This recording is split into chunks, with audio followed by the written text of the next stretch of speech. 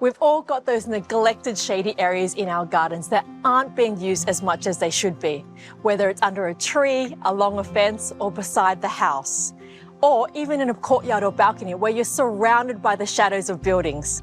Whatever challenges you're facing, I've got the perfect plant to bring life and colour into those shady spots.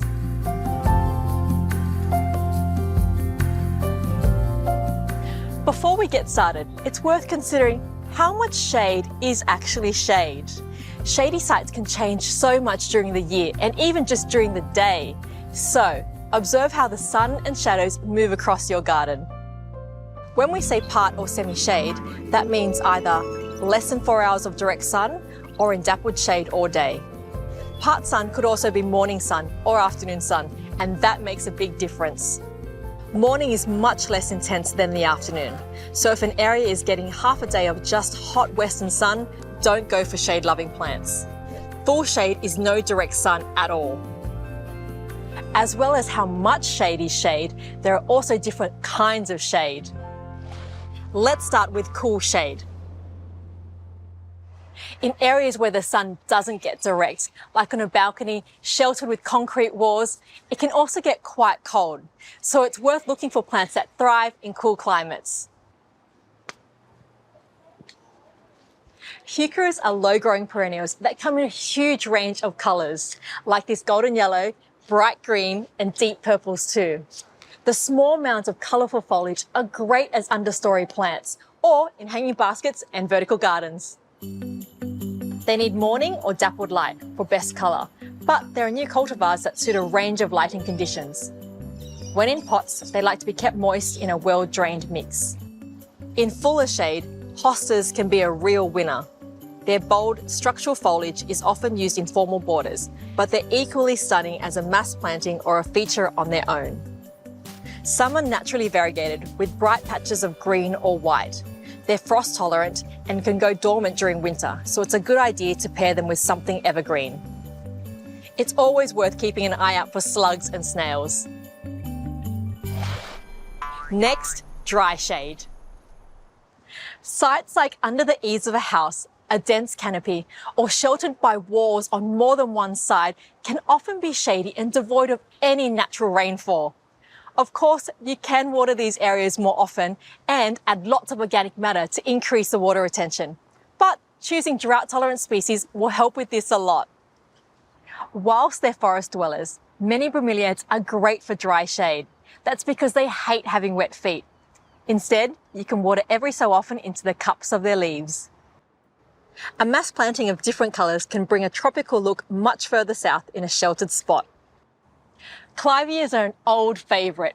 You may know the traditional orange-coloured ones, but they actually come in a lot of different colours and leaf forms too. And they are bomb-proof, perfect for planting under trees, and you can see the soil here is quite compacted, so they can take a lot of tough love.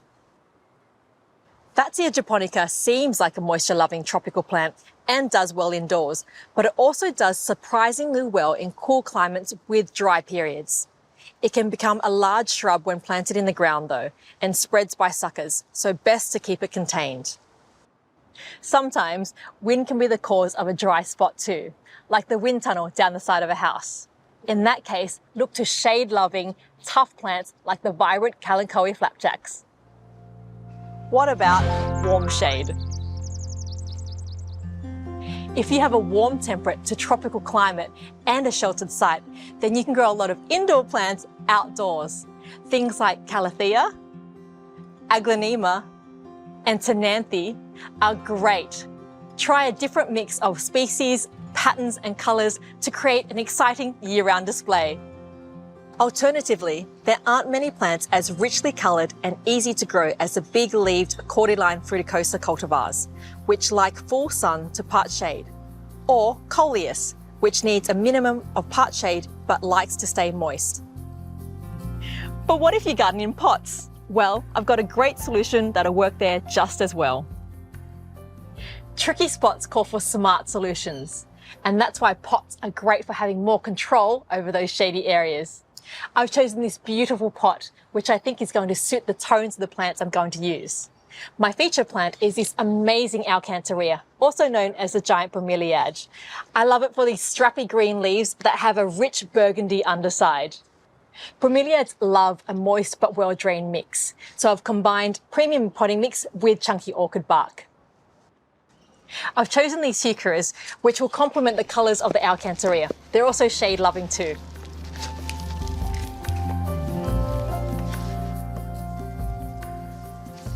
This one's a slightly different colour. It's got more gold tones through it.